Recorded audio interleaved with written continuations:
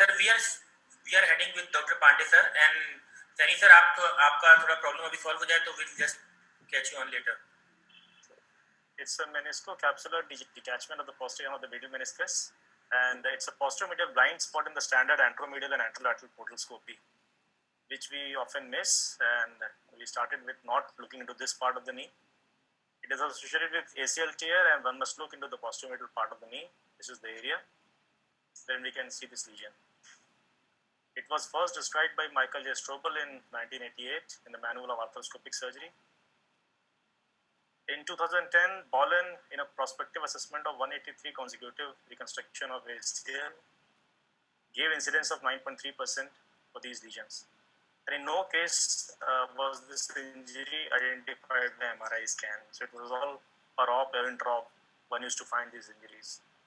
At the same time, more or less, the Chinese group studied arthroscopic prevalence of ramp lesion is 868 patients with ACL deficiency. And they gave the prevalence to be 16.6%. So as the time was passing, the prevalence and the incidence of these lesions was increasing realized. And this lesion increased with time until 24 months after initial injury. Patients younger than 30 years of age and male patients had a higher prevalence of ramp lesion. This was a landmark article by Bertrand Cotet, wherein he described hidden lesions of the posterior horn of medial meniscus. So medial meniscus was diagnosed in 125 of 302 patients. It was 41%. Out of these 125 medial meniscus tears, only 75 medial meniscus tears could be diagnosed on standard anterior portal arthroscopy. Further, on posteromedial compartment visualization, 29 more medial meniscus tears were diagnosed. And doing posteromedial portal probing, 21 more tears were diagnosed. And these were the hidden tears for which Cotet suggested that posterior visualization as well as posteromedial probing of the posterior horn of medial meniscus can help in discovering a higher rate of lesions that could be easily missed through a standard anterior exploration. Again, Bertrand Cotet, in an epidemiological study of 3,214 knees, gave the incidence of these lesions to be close to 24%. They also gave the risk factor associated with these injuries for the male patients, age less than 30 years, revision reconstructions, chronic injuries, preoperative side laxity of more than 6 mm and concomitant lateral meniscal tears. Again, Bertrand Cotet and Matthew classified these into 5 types. Type 1 was capsulomeniscal junction tear. It had a low mobility at probing. Type 2 was superior partial tear. It had again a low mobility, was stable kind of configuration. Trans-notch approach was important to diagnose these lesions. Type 3 was high mobility lesion. Trans-notch approach was not sufficient because the lesion was on the undersurface of meniscus. It was partial inferior kind of tear. Type 4 was a high mobility tear, and type 5 was double tear. Laprade group suggested the posteromedial bone bruise had increased signal intensity at meniscocapsular junction as a telltale sign of ramp lesion. But in their study, the sensitivity of MRI for ramp lesion was 48% based on preoperative MRI report. So good, more than 50% of ramp lesion could be missed on MRI scan. At the same time, Freddy group suggested the sensitivity of detecting a ramp lesion MRI ranged from 54% to 84%. And specificity was 92% to 98%. Professor Rahn has a lot of work on treating these lesions. So, we did a cadaveric study in using a custom testing system under 5 conditions: intact ACL, ACL deficiency, ACL deficient knee with posterior horn medial meniscus tear, an ACL deficient knee with repair of the meniscus, and ACL deficient knee with a total medial meniscectomy. And they conclude that medial meniscus posterior horn longitudinal tear in an ACL deficient knee alters the knee kinematics, particularly the anterior posterior tibial translation. And medial meniscus posterior horn repair significantly improved the anterior posterior translation in ACL deficient knee.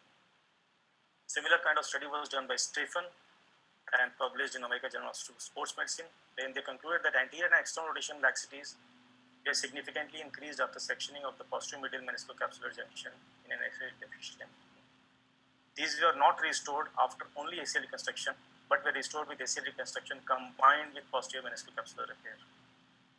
This was a lab study, biomechanical lab study done by Dugas wherein a ramp was created and it was repaired, and they concluded that the trend was towards higher contact pressure and contact area in the knee meniscal capsular separation, with a trend towards a return to more normal condition after meniscal capsular repair. So, very many repair techniques have been proposed in last 10 years, and there is one technique from our own Indian,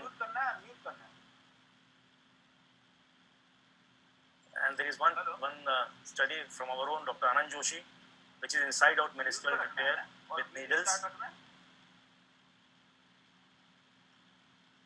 As far as the repair technique goes for me, it's the posteromedial technique which I prefer. Either it is two posteromedial portal, or it is the one posteromedial portal, or it's a posteromedial portal and a posterolateral portal. So these are three techniques which I prefer for performing these kind of repair. There's a small video. So it is window 1 between medial femoral condyle, PCL and medial meniscus. So one can use this window to go posteromedial, or one can use the intercruciate approach window 2 to go to the posteromedial compartment. So this is the needle test described by Lampard. Put in a needle through a posteromedial port and start probing the meniscus and see for posteromedial blind area. So we want to show a right knee, young male, ramp repair. You can see a ramp lesion there.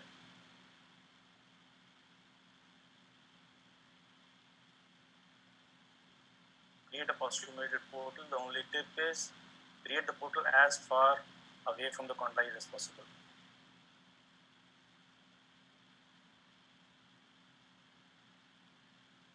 You can secure your posteromedial portal with a 8.5 millimeter cannula, from which you are going to pass your suture lasso and other suture passing devices.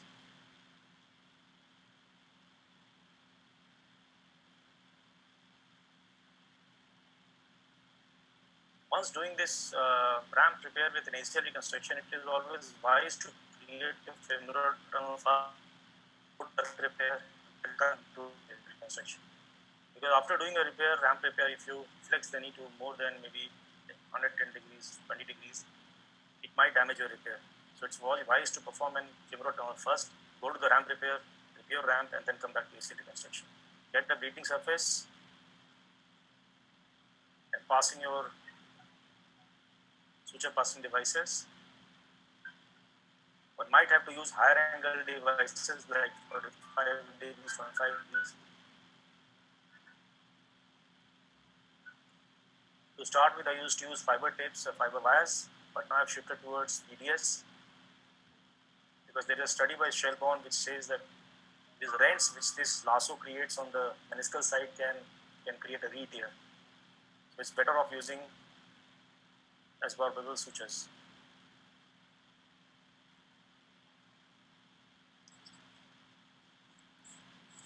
So start repairing from medial to lateral. Also, if possible, the knot tying should be non-sliding kind of knot because they are going to cut through. It is more with fiber wire than with EDS, but non-sliding knots are better here.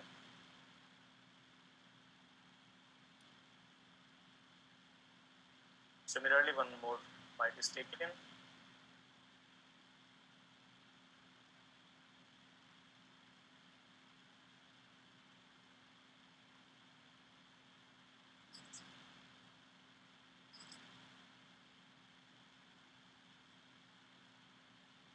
It is also important to push in the knot towards the capsular side because then these should not abrade on the femoral condyle if they are on the joint side. Matthew, in an outcome study with minimum 2 years of follow-up, persisted very good results, and they concluded the meniscal repair of ramp lesion during ACL reconstruction through a posteromedial portal provided a high rate of meniscal healing. They showed only 7% failure rate. Does all ramp require surgery? This is again a very good article by Shelbourne. They had this ACL with ramp lesion in 548 patients, and they divided into 3 different groups: abrasion and trephination group, left in situ group, and suturing group. Suturing group on an unstable meniscal tear, whereas the abrasion and trephination and left in situ was stable meniscal pattern. And they showed that there was no statistical significant difference in revision of persistent symptoms or total subjective score. They concluded the repaired unstable peripheral vertical middle meniscal tear have failure rate of 13.6%, and most re-tears occurring more than 2 years after repair. Of stable peripheral middle meniscus tear treated with abrasion and trephination, most remain asymptomatic without even stabilization. Similar results were given by Chinese group in American Journal of Sport Medicine. Stable ramp lesion was classified as absence of excessive translation on probing and a length of lesion less than 1.5, and they included the concomitant stable ramp lesion of middle meniscus treated with abrasion and trephination alone during ACL reconstruction resulted in similar outcomes compared with those treated with surgical repair. So take home is it is associated with ACL injury. Up to 23% is the incidence. One has to look out of every 4 or 5 knees you will get one ramp lesion. Arthroscopic diagnosis is important. PM port and PM probing is very important. Repair if it is unstable, conserve stable ramp in a stable knee. Partial tear probing is again important to look for what is the classification and then go ahead. Resorbable sutures are better than non-resorbable sutures. Thank you. Very good, Vinay. Very good. Thank you very much for the wonderful presentation and wonderful teaching. Vinay Pandey sir. Sir. To how much extent the ramp lesion do you accept it and you do not fix it? So going by Feng Hua study, 1.5 centimeters is the meniscus. So there are two criteria. One is the length of the tear. It is 1.5 centimeter. Laprade group has suggested 1 centimeter, and Feng Hua group has suggested 1.5 centimeter. The other part is if you cannot pull the meniscus to the notch, that is an unstable tear. So the distinction between stable tear and unstable tear, if you can pull the meniscus to the notch, it's an unstable tear. You cannot pull the meniscus to the notch. So either you do suturing or you do trephination or you do in situ, leave it as such, doesn't matter. That is what this study says. So you have to basically demarcate between stable and unstable tear pattern. So going for the classification, type 1 and type 2 are stable tear pattern, and type 3, 4, 5 are unstable tear pattern. That is again one way of looking at it. So you use absorbable suture is better? Yes. So what happened, this Shelbourne article suggested, and this is the problem, after 2 years of repair of ramp, you have re-tear patterns, and the re-tear pattern started from the vents which you have created while putting your suture passing devices through the meniscus. Though there was not the old tear recreated, it's a new tear which is created, but the starting point was the rent which was created there. So now the shift has been towards absorbable sutures rather than the fiber wire or fiber tubes. Then it should be for other meniscal injuries also. Then it should be. Then this absorbable. No, so other meniscal injury and ramp lesion have a different distinction, that you are having a junctional kind of repair, because it's a capsular tissue and a meniscal tissue. There are two different tissue with different modulus of elasticity. So when you are repairing only meniscus, it's a meniscal repair. When you are repairing ramp, it's capsule and the fragile tissue on one part with vis-a-vis meniscal tissue on other parts. So it's a junctional area, so you have this tear kind of problem there. Most of our non-absorbable sutures are actually partially absorbable. Up to 50 to 60% of the part is absorbed, and the synovization of that helps in healing. So if we are using it for other meniscal repairs, it works for ramp also. But as the study says, if it is a point, it is better to shift to the absorbable suture. So my question to Vinay, other panelists, people started with fiber wires only. Yeah. So my question people is, started with fiber wires only. Yes. So my question to the panelists and Pandey boss is, do you have any experience of all posterior compartment arthroscopy to do these kind of procedures? Like having a high posterior medial portal and a low posterior middle portal, or a posterior middle and a posterior. So there are two more methods of. So So if you have lesion which is 2 to 2.5 centimeters, you can do with single posteromedial portal, or then you can go with either posteromedial and posterolateral portal. I create two posteromedial portal medial side. So if it is a lesion which is more than 2.5 centimeters, you have to create two posteromedial portal, because then single portal is not very good enough. And one more thing I wanted to discuss, which is regarding your talk. So when ramp lesion goes towards more peripheral part or more anteriorly, it travels. So like Dr. Roshan said, you must try that posterior most part with the suture passing posteromedial technique, and the anterior part is done by all inside technique that we showed. So it does work in ramp lesion which has moved too anteriorly, maybe it's an old ramp lesion. So if it has come too forward, too anterior, so you need this all inside technique devices. Though the best method of treatment is looking posteromedially and doing it posteromedially as well. So, another one question, small one. What is the position of your limb when you are doing a ramp repair? Because it is practically very difficult to maneuver from the medial side if you are hanging down the limb by the side of table. If you are using a proper leg holder where you can go from medial and lateral side, this is easier. But if you keep it 90-degree on the table, it is So again always leg holder. So what's your position? It's always a leg holder. It's always a leg holder. Always. So if you are planning to do and as we are moving towards posteromedial portal for PCL reconstructions, for ramp lesions, for so many other pathologies, I think more and more new people have to shift towards like not the leg handling on the side of the table. It has to be leg holder. Sanjay sir, how do you manage the importance of? Frankly speaking, whatever ramp lesions I have done, I just make a posteromedial mini open portal and try to repair it from there. Okay. I'm not very comfortable doing it all inside or arthroscopic system. I have very limited experience about the latest thing, but this what I have been doing in the past, and I'm quite happy with that.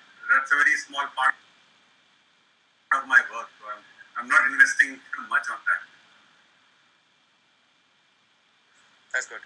But for a smaller TS, my take is to do an all inside repair. It works well. If it's a big tier, I usually go posterior middle portal and do that.